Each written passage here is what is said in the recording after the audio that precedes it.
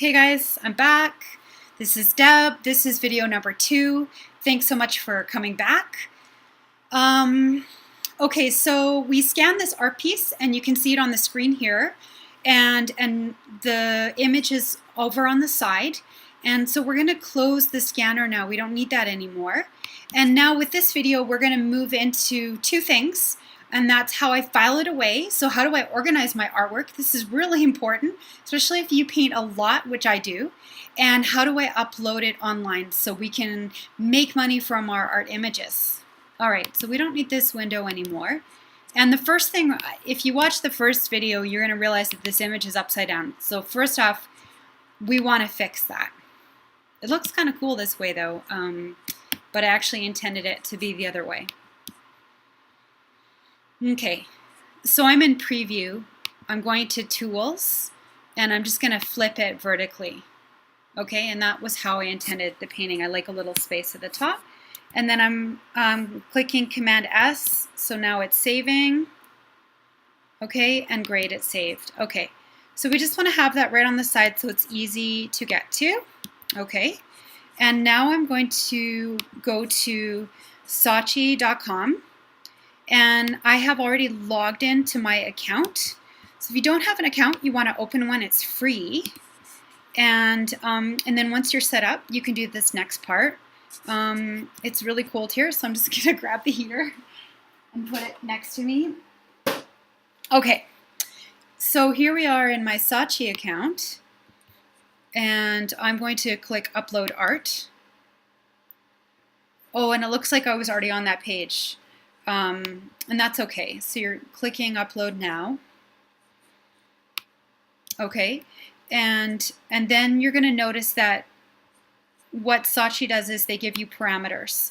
So this image that you're creating, whether you photograph your work or you scan it or you have someone do it for you, it needs to meet these criteria. And that is, so they're doing pixels and size. Okay, and you can click here too if you want to know more. But we can work with this. Okay, so I want to just go back to my image. So I'm double clicking, it's opening in preview.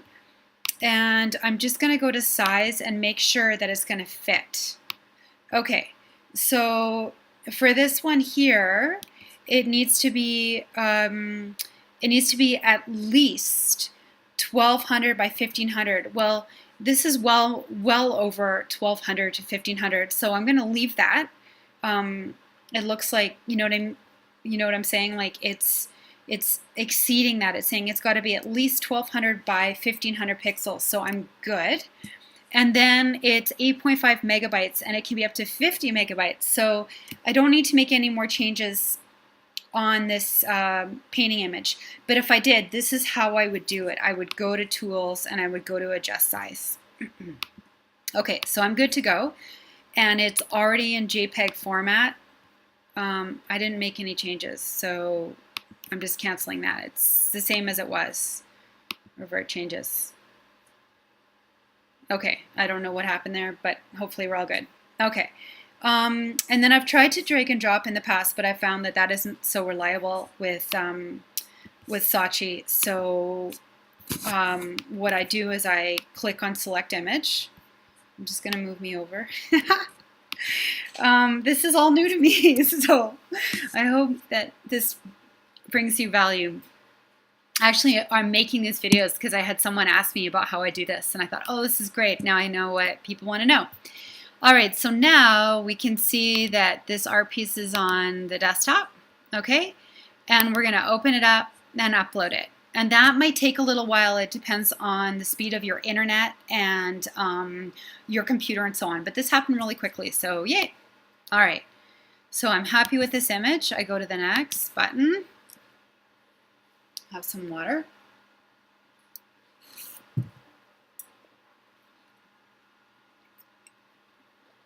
Okay. I know there's a big light behind me. So I was trying to reposition my head so you guys don't get the light.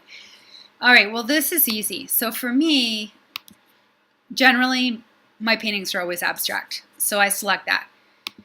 However, you might be painting airplanes or animals. So you want to select what applies to you. and then it's, for me, it's a painting. Again, for you, it could be photography, it could be drawing, other choices, installation, collage, and so on. But for me, it's a painting, so that's pretty simple. All right, and then this is the reason why, if you watch the first video, I always put the date on the art piece so I know. And that helps when you have a lot of art and you're always creating, you forget when you made what. I also write it on the back. So here, oh, okay. Can you see? Might be hard for you to see because it's pencil. Oh, wait. That's not the painting. That's another painting. All right, so let's see. Can you see that? Okay, great. So take it away. This is the painting that I'm uploading, and this is the back, and it's how I sign it. So I put the date and the name, and then I sign the back like that. All right. I was just grabbing that off the scanner. Okay, so we made the art in 2017, and it's original work. And is it for sale? Yes, you can buy this painting, and yes, I would love to get it made for prints. And am I the copyright owner? I sure am. I made this work. If you're not uploading your artwork, your own artwork, I can't speak for that, but I'm assuming you're making your own work. Okay, so now Saatchi goes ahead and it selects little areas of your artwork that to crop, and that's what's people are gonna see when they see thumbnails. And usually I just leave it. I like what they select. Sometimes I will move it around, so you can see you can move it around and select different areas. But generally it captures the essence. Okay, then we're going to go down to print crop here, and for this one you just really want to make sure that it's like definitely just getting the painting, because otherwise they will print off the edge and it won't look good. So sometimes what I'll do is I'll crop it in a little bit on the sides, just to make sure that they are only getting the painting, if that makes sense. Okay, so we're happy with that, and we are moving on to the next step. Okay, mediums and materials. All right, so for this painting, I used acrylic paint. All right, I used gesso, and I used charcoal, and I used corrugated cardboard. Corrugated cardboard. I don't know if that's spelled correctly. Fingers crossed. That's all I used to make it. And it's on paper. So for me, for materials, I put what it's on. Sometimes it's on canvas, sometimes it's on panel. And then for styles. So I had a few things here because putting tags on your art is important for people finding it if they're trying to purchase it or find something. And so I always put abstract. I also put contemporary because my work is contemporary. And I also put the word modern. You're only allowed 5, so you want to really think about them. And I put, I tend to put spiritual because my work has a real spiritual element. And if you know me and you get to know me, you are going to know that I really believe that who I am is a spirit, not a body. And my work really is about who I am. So spiritual, modern.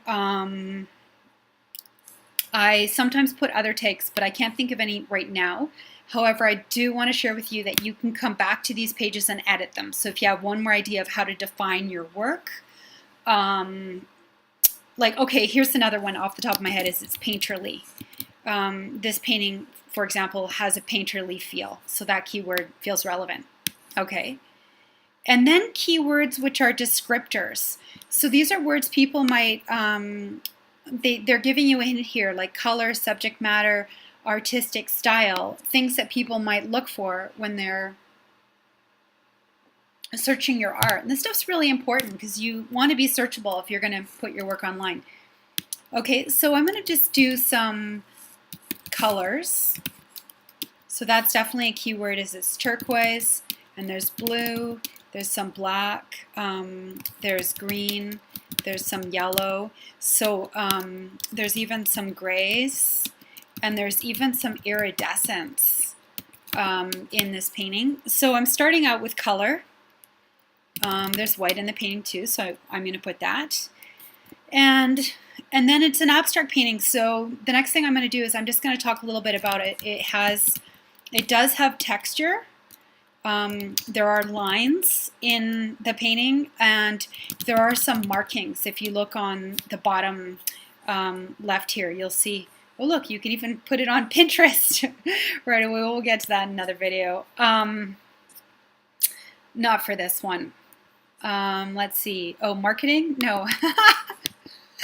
Markings for the painting. And I'm going to say painterly again because it has a very painterly, and also thick paint. Someone might be looking for that. This painting here has actually, in these areas here, the paint is actually really, really thick. So that's good enough, like 5 to 12 words. You just want to define your painting. And, you know, if yeah, that's good. Okay, moving on. All right. Please enter 5 to 12. Oh, so maybe I went over? I'm not sure what they don't like. 1, 2, 3, 4, 5, 6, 7, 8, 9, 10, 11, 12. Okay, so the thick paint has to go. Okay. Good stuff. Okay, they're happy now. Good. Dimensions. Okay, well, we know this. It's 12 inches by 9. And generally, when I paint on paper, I'll just say that it's like a 0.1 of an inch because it's super thin. That's how I do that. All right, and now we do the title. So take it away. That's what I called it, right? Yeah. Okay. Okay. Now, this painting here, Take It Away, is part of a series called Little Gems, and here's a little sneak into how I stay organized with series. So I do a lot of different series, and they all have different concepts and ideas. And so if you go here, this is my hard drive with all my images. I have write up about series, and look, Little Gems for Saatchi. So I already have a write up written up, and this painting fits in this write-up, so I'm going to copy and paste it so I don't have to redo it every single time. So this painting is part of my Little Gems series, many of which were made in front of a workshop group to illustrate a concept of technique, and they're inspired by practice. They're a joy to create and share with you here. And this actually all applies to this painting. And then sometimes if I'm super inspired, I'll write a little something extra. So I entitled this painting Take It Away because there are 2 other little paintings adjoining this piece, and in their creation I actually took away the corrugated cardboard and left open white space. I loved how this looked, so I kept it, and it also inspired the name. So there's 2 other paintings in this little set, and that's something else that I'll get in their creation. I'm not sure if that's okay, so there we have a little write-up, more about the painting. So I'll have a standard write-up that I have on file in case I'm not in the mood of writing something new, but today I'm inspired, so I'm just talking a little bit about what went on behind the process. All right. So I just want to re-entitle because there are 2 in this. Oh, right, now I see the typo. And, oh, no. In this creation, it's right. I actually took away the corrugated cardboard and left it. I love this look, so I kept it, and it also, okay, good, I'm happy. All right, thanks for bearing with me. Okay, packaging. So for a paper painting like this, let's say you saw this video and you're like, I want to buy this, and you email me and it was still available. what I do is I actually wrap it in a product called glycine, and I can do a whole other video on this too. I'd love to show you how I wrap paintings, and then I will always put it in a box, and I have a certain way that I do that too. Is the artwork framed? Nope, not this piece. So that's that part. We have to scroll down, we missed a part. Is it multi-paneled? There are other paintings, but these paintings can all stand alone. So I'm going to say no on that one. Okay, so for shipping, they give you a suggestion like between 0.5 and 2 pounds. And I'm going to say 2. This is how they estimate your shipping costs. And remember, I usually buy insurance when I ship a painting, and you have to pay for the packaging material. And once you start adding stuff to it, it gets heavier. So it's good to keep that in mind. So better to go a little over on weight. Okay, that's my address. And here we go. And then I do the price. So for these paintings, they always sell for $150 right now. And then Saatchi will tell you what you will get when they sell the painting, and how much they've added on for taking into account that you're paying for shipping and handling. So that's how much the collector will pay. And it works out really fairly. Okay, so we're good with pricing. And then if your scan is a big enough resolution, you will get the option to print on fine art paper and canvas. And I select both of those if I can. And then you have to look at your painting and think, oh, do I want the background to be black or white? I want the background for this one to be white. And I usually leave the price point right now at the lowest. I really want my prints to be accessible to people, and I don't up them. So they give you a tabulation, and it'll show you how much, number one, like how big people can get this printed and how much it'll cost them and how much money you'll make. This is cool. They're really upfront. I love this company. So finishing up, and it's doing its magic. And done taking your artwork. Okay, great. All right. Okay, and they're just telling you that you can add more things. So I just usually hit, great, I've got it. Okay, I've got it. Okay, and then you can go ahead and share your work on social media. So, you know, that's a whole other video, and I'd love to walk you through how I do that, but not for this video. I think you've got more than enough.